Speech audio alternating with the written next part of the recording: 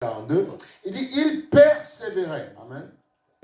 Il persévérait. On va même aller sur le 41. Le 41, pour vraiment mettre dans le contexte. Donc, acte chapitre 2, verset 41. Ceux qui acceptèrent, tu vois, parce que dans le lot, quand Pierre a parlé, il y a d'autres qui n'ont pas accepté. Amen. Donc, ceux qui acceptèrent, c'est toujours ça. Vous n'arriverez pas à convertir tout le monde. Il faut arrêter de rêver. Parce qu'il y a des gens que Dieu s'est choisi. D'accord? Il dit ceux qui acceptèrent. Maintenant, la parole, il veut que tout le monde entende la parole. Et dans le lot, il sait qu'il y en a qui vont dire je veux, je ne veux pas. Voilà. Et après, avec ça, on sera plus tard jugé ou pas jugé. Voilà. On ne dira pas, on n'a pas entendu. Voilà. Donc, il dit ceux qui acceptèrent, tu vois la parole, il précise bien, furent baptisés, tu vois. Et en ce jour-là, le nombre des disciples s'augmenta d'environ 5000 âmes. Tu te rends compte avec un seul discours. Voilà. Mais on voit qu'une seule prédication, c'est mieux. Tu vois, mais ici, ceux qui acceptèrent, tu vois, ceux qui acceptèrent, ils ont été baptisés, tout ça. Et il dit plus loin, il parle toujours de ceux, amen, ceux qui acceptèrent. Voilà. Il dit, ils persévérèrent dans l'enseignement de qui? Des apôtres. Voilà. Dans la communion fraternelle, dans la fraction du pain et dans les prières. Ils ont persévéré. On dit plus loin, la crainte s'emparait de chacun et il se faisait beaucoup de prodiges et de miracles. Yes, tu vois. Mais on voit que la condition pour déclencher les prodiges et les miracles, c'est accepter Christ, persévérer dans l'enseignement, dans les prières. L'enseignement de qui? Des apôtres, de ton pasteur. Voilà, bah oui. C'est ça, tu vois, il faut voir. Et on dit, maintenant aujourd'hui, on vit dans une époque où, oui, on a les hommes, c'est pas mon point, je fais comme je veux. Non, mais on te dit que dans l'église qui a été fondée, c'est comme ça qu'ils faisaient. Ils persévéraient dans l'enseignement qu'on leur donnait. Et on dit bien, et tu vois, je n'avais même pas continué à lire tout ce passage-là, je pensais que j'allais m'arrêter uniquement, il perçait dans l'enseignement des apôtres. Mais on dit, la crainte s'emparait de chacun, tu vois, la crainte de Dieu, bien sûr, hein, pas des hommes. Et il se faisait beaucoup de prodiges et de miracles. Par les apôtres, par ceux qui les enseignaient la parole. Mais les miracles et les prodiges se faisaient par les apôtres. Pourquoi? Parce qu'au préalable, donc avant time, comme on dit, les disciples qui avaient reçu Christ recevaient la parole, on les baptisait et ils persévéraient dans l'enseignement. Ce qui fait que parce que ça préparait les cœurs. Amen. Parce que, écoutez, on a beau prier, on a beau t'imposer les mains. Si toi, tu ne persévères pas, si toi, tu ne mets pas ta confiance en Dieu, ça ne marche pas. Ben oui. Non. Voilà. Tu vois, c'est ça, c'est très important. Ouais, il faut comprendre, ça ne marche pas. Tu peux me dire ce que tu veux. Tu peux faire les onctions, les machins, tu les pieds, les mains. Ça ne marche pas. Ah, qu'on ne vous trompe pas. Voilà. Le premier, on dit, non, ça, ne vous trompez pas, ça ne marche pas. Voilà. Il persévérait dans l'enseignement des apôtres, dans la communion fraternelle et dans la fraction du pain, la Sainte Seine, et dans les prières. Il persévérait. Tu vois? Dans l'enseignement qu'il recevait. Mais je vais être quelque part, non, je vais faire mon enseignement à moi-même. Non, ça ne marche pas. Dieu vient, il va te libérer une parole. Non, tu cherches tes propres versets à lire. Non, ça ne marche pas. Tes propres versets à la maison pour t'édifier. Mais quand tu es là, quelque part, reçois. C'est comme quelqu'un qui va au travail, on lui dit, fais ça. Il dit, non, moi, j'ai appris ça, je fais comme je veux. Non, mais non, ça ne marche pas. Tu ne vas pas prospérer, on ne va pas te reconnaître. Voyez un peu la subtilité ou pas. Ne laissez pas les gens du monde être devant vous. Tu viens dans une église, il y a un message pour toi, reçois le message. Après, tu vas fabriquer ton évangile tout seul si tu veux après. Mais c'est très important. Alors quand je suis à l'église, non, je prends non. Persévère dans ce que tu reçois. En fait, sois attentif. Voilà pourquoi il dit, quand tu viens à la maison du Seigneur, ne parle pas beaucoup, écoute. Écoute. Mais quand déjà tu fais autre chose que ce qu'on est en train de... Sans comprendre ce qu'on est en train de te dire, mais tu n'as pas le temps de grandir. C'est comme si tu vas voir un médecin et tu dis au médecin, moi je sais... Le médecin dit, mais attendez, c'est moi qui fais le diagnostic ou c'est vous? C'est très important.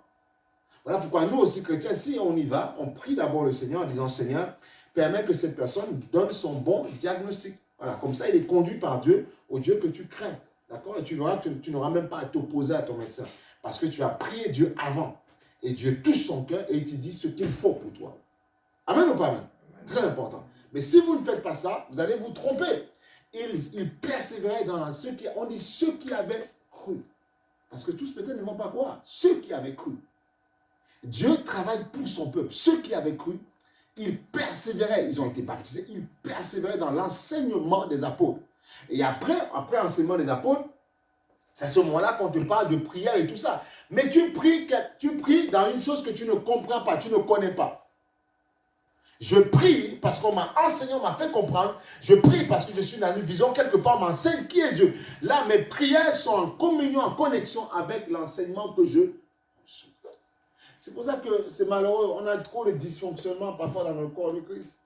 Il y a trop de dysfonctionnement. Parce qu'on ne suit pas un canal. On ne suit pas la parole. On n'est pas, parfois, le pasteur n'est pas ton Dieu, non. Mais parfois, on n'est pas dans cette couverture. Donc, du coup, il y a des choses, des répercussions qui nous tapent sur la vie, sur le système. On ne comprend pas. Et oui, bien aimé, c'est très important. Vous savez, la rébellion a des degrés. Hein. Elle peut être plus grande ou moins grande. Hein. C'est ça le problème de beaucoup de personnes. Et voilà pourquoi les gens sont éparpillés dans le monde entier. Non, c'est parce que simplement, on se dit, comme j'entends l'évangile à gauche à droite, je me fais moi-même ma part d'évangile. Non. Écoute ce qu'on te dit. Persévère dans l'enseignement qu'on te donne. C'est très important. Persévère dans l'enseignement qu'on te donne. Même si tu entends qu'une maison là-bas est plus riche et tout ça, non mais d'accord, ils mangent du caviar, mais toi, à ton menu, c'est du riz et des lentilles. C'est la même chose, mais c'est riz et lentilles. Tu sais, le Seigneur s'est fâché contre son peuple dans le désert parce qu'il n'y avait que les mannes et les cailles. Il dit non, on mangeait des concombres. Là-bas, on avait toutes sortes de fruits de variétés. Il dit, mais attendez, après je vais faire de grandes choses. On a vu ce qui s'est passé après avec ceux qui sont venus après, qui ont reçu, qui ont demeuré. Dieu a fait de grandes choses avec eux plus tard. Aujourd'hui, c'est la naissance après des David, des ceci, des Salomon et tout ça. Mais ils sont passés par les mannes et les cailles, il fallait accepter. Et ceux qui ont refusé ça, la terre s'est ouverte, ils sont rentrés dedans. Qui s'opposaient à chaque fois avec Moïse. Vous voyez, c'est ce que beaucoup ne comprennent pas. Et c'est le même Dieu qui travaille. Hein. C'est ça. Et on a un gros problème aujourd'hui avec notre génération, c'est que comme on dit le Saint-Esprit, oui, on a lu un verset, j'enverrai mon esprit se déversera sur toute chair. Mais est-ce que nous le recevons aussi, le Saint-Esprit? Il faut le recevoir. Reçois-le, le Saint-Esprit. Et quand tu l'as reçu, tu vas voir, c'est pour ça que ce matin, on a commencé comment? On s'humilie devant sa face. Non, je ne suis rien.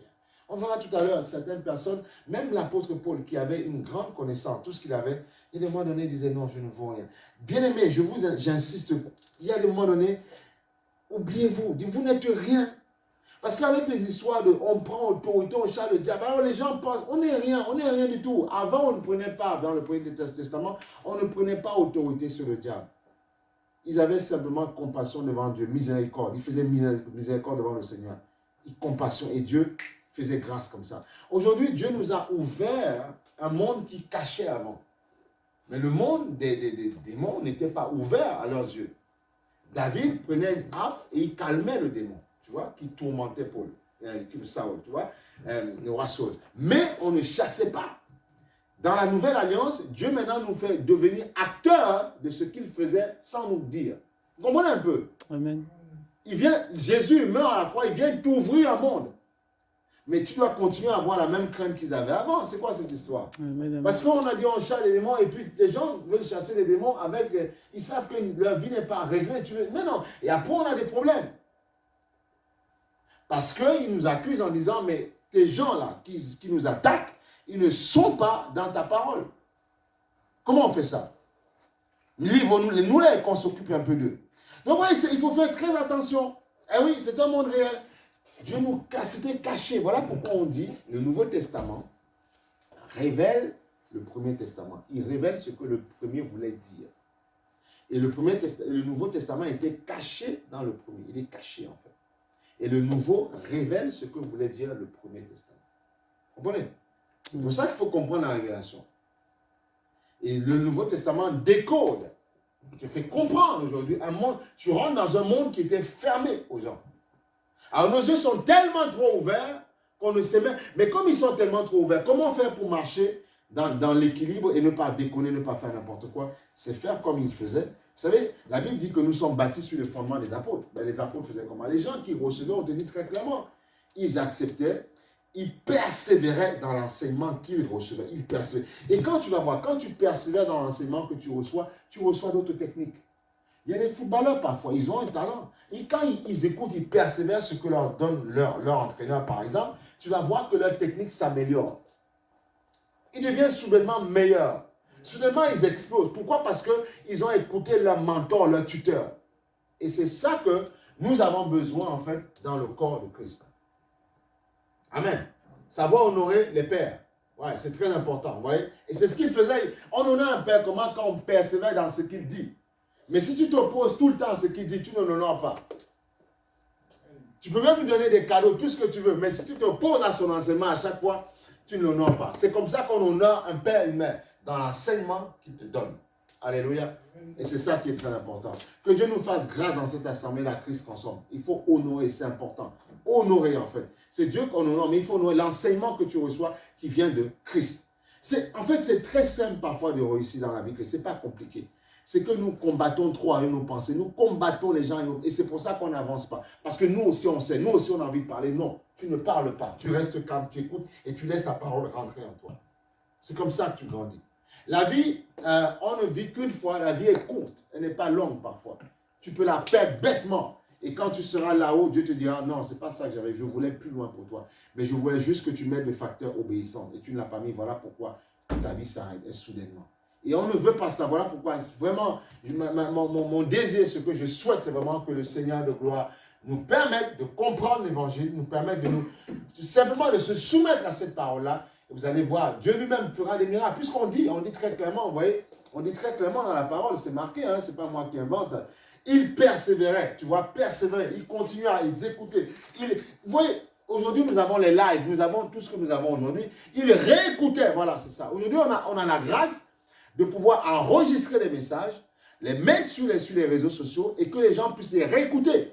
Et les gens ne peuvent pas dire, ah j'oublie, qu'est-ce qu'on a dit pasteur? Non, tout est marqué. Donc tu prends ton téléphone, tu réécoutes ce qu'on met. Réécoutez ça. Réécoutez-les. La semaine, vous n'avez rien à faire, réécoutez les messages. Vous allez voir que vous allez mieux comprendre encore que ce que vous avez compris la première. Réécoutez-les.